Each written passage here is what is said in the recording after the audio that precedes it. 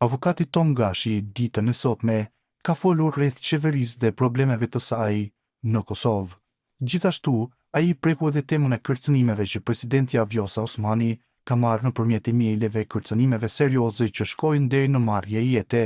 Avokati tha se përveç saj, edhe kryeministri Albin Kurti ka pas marrë më herët kërcënime të këtij lloji. Sipas Gashit, nuk është hera e parë që institucionet e sigurisë përballen me informacione të tilla shqetësuese dhe ato duhet të jenë në të kujdesshme në trajtimin e tyre.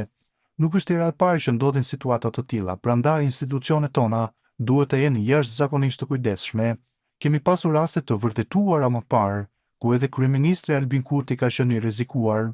Ka pasur informacione se kërcënimet mund të vinë edhe nga Shqipëria, ku thuhej se ishte paguar një snajperist për ta eliminuar. Po ashtu ka pasur raportime edhe për kërcënime nga Serbia, e cila e ka kryeministrin dhe presidentin ton si hal në sy, gjë që tashmë është e ditur.